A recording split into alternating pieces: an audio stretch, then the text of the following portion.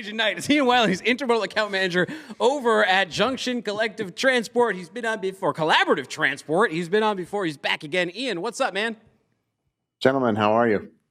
It's good seeing you. I'd like good seeing you, dude. Yeah, likewise. The my favorite book that I read my daughter is Love You Forever. I don't know if you've read that. I cry every night. You really? Why do you put yourself through that? Yeah, I love it. It's sad. I mean, you guys, I see you guys do Legos. We do nails and spas. If you can see my hands with the well, he's got I the daughters have, too. I have I'm the one with the I have sons. two daughters. I get hair. I get makeup done. I get the whole spa treatment. I love it. Ours was to the moon and back. You know, I love you to the moon and back. The two brown brown nut hair and mom. Anyways, awesome. That was the one I read all the time. Well, did you cry after you met with Secretary Pete? I see a picture of you here standing next to Secretary Pete. That seemed like a great opportunity. What did you talk to him about? That picture is actually one of our drivers. He wanted to, that meeting down there was in regards to some owner-operator, like new, what the new owner-operator would be nowadays and what they look like in comparison, and that it's not as dirty, like indentured servant type of a job as some of the media describes it as. So having that conversation, getting to the are they employees, aren't they employees, that type of stuff, right? Exactly. Yeah, exactly. The rights of those guys. Very interesting.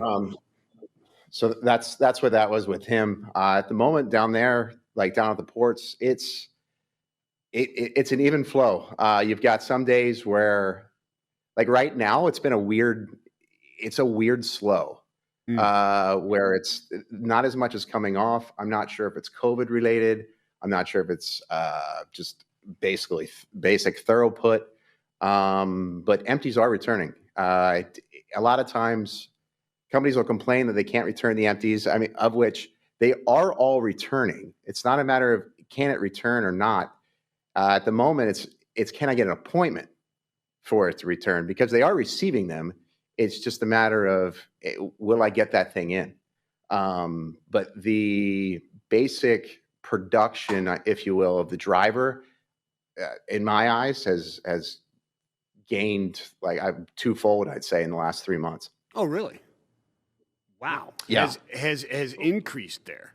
And why do you think that is? Tremendous. Well, yeah. Is it because you met with Pete, or your driver took a picture with Pete? Why do you think that is?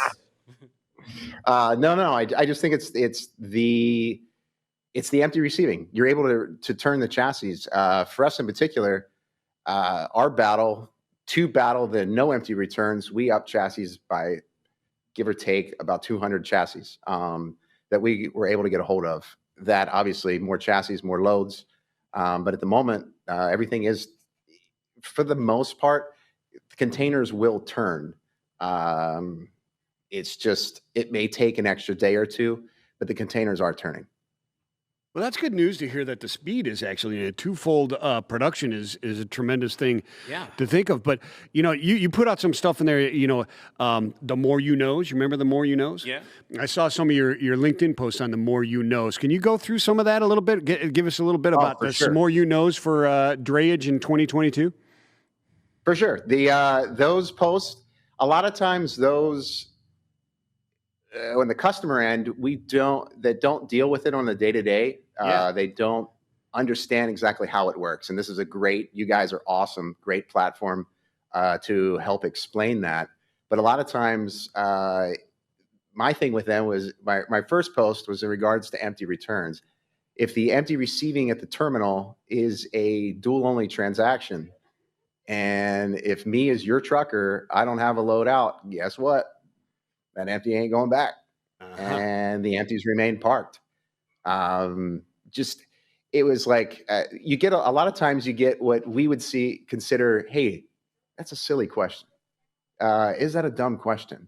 But a lot of times it's people that don't know. And the more, from my end, the more that we can educate based on what's going on, the easier it makes, like the customer service reps on our side, their day-to-day, it makes it that much easier. Typically for me here, I'll write a template of sorts, and we'll just like basically blast that out. No chassis. Well, what does no chassis mean? Well, it means I don't have an empty.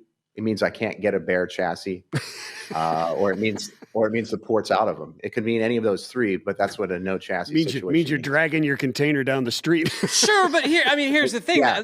Not everybody knows how to interpret these things, and that's why it's important. I mean, it seems so obvious when you are in the thick of it, if that's your job. Sure. And of course it would be obvious to you that no dual transactions, where to find it, where to see exactly that it says that, and those kind of things. But not everyone does, and that's the point of that more you know. And a lot of times we can put blinders on and we forget what other people don't know about what we do. What are a couple of those other things, Ian? What are some of those other things that it seems like obvious common knowledge, but maybe people need a refresher on it, or it's just something they wouldn't know? I would say the number one thing is we're a carrier. I'm not a broker. We're not, we are the truck. So a lot of times people don't think the truckers are real people.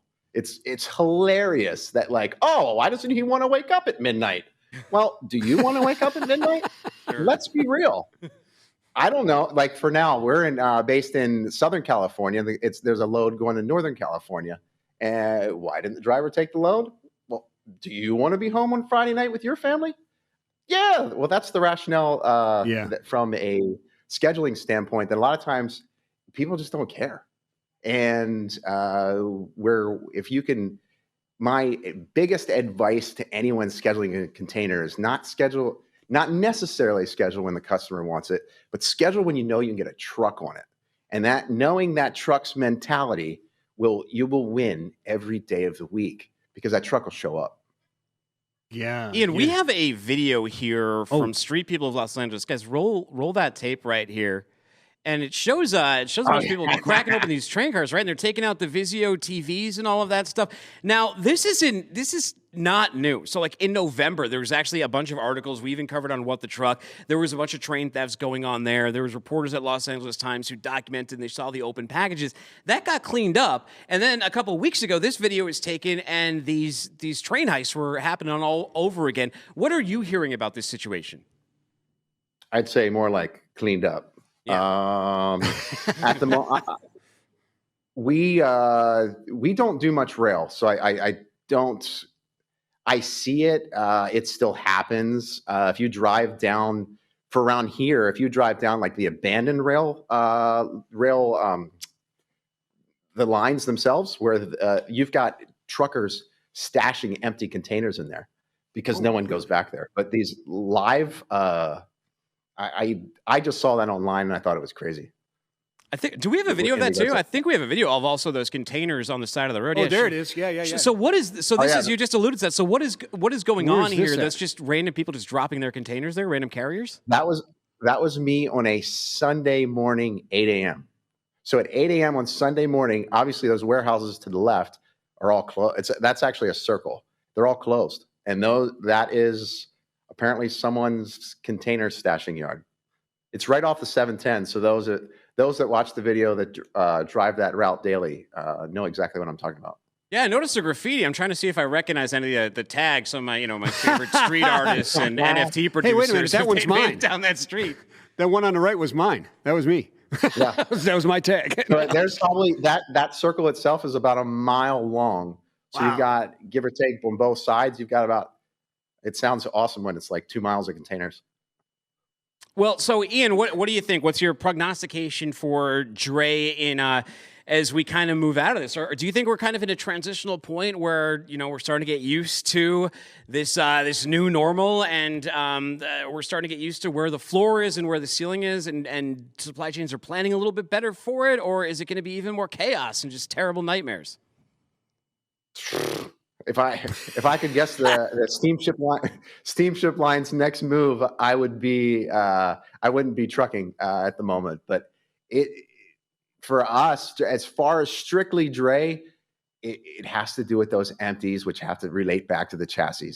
I personally here for us, we're trying to up again on the chassis, but I tell you, new chassis orders can be a year out right now just to get your hands on some. Depending on size and basically what it is, of course, and same with relationships you can cause it's game. Same with trucks, Ian. New truck orders about 13 months out. I've seen that used market incredibly expensive. You're looking over like $200,000 for low mileage trucks right now. But what about? I guess my last question for you is some new regulations coming into the port. A lot of carriers would be concerned about getting EVs, getting zero emission. How close are we to getting there? Is this a danger zone? The timeline that California has set to be there, and where carriers are at? I would say yes. I think the deadline's at the end of this year or November-ish is a mandate here. As anything else, everyone waits till the last minute, and then all of a sudden, November 2nd, it's all hell breaks loose, and it's basically throw gasoline. It's a dumpster fire, like you guys said before. Yeah. Well, Ian, our stupid question of the day, and I wonder if he would take this up. What do you think? Maybe we should bet on it. No, I'll go. You want me to sing? Would you sing the national? Would you sing the national anthem at the Super Bowl for $100,000? For sure. Wow. Are you a good singer? Doesn't matter. No. Doesn't matter. Oh, no, horrible. Well, what if you become like a meme and like everyone's going to make jokes of this? You'll be made fun of online for all eternity. Spin it to the positive. You can spin it. Then I'll be invited back to the show as that guy from the meme. Well, you sure will. Get your own show. All right, get your own show. Ian, I appreciate your time today. Before we let you go, where do people go to find out more about Junction? www.jctransports.com. jctransports.com. Thank you, sir. Have a great weekend. Appreciate your time. Thanks, gentlemen. Stay sane.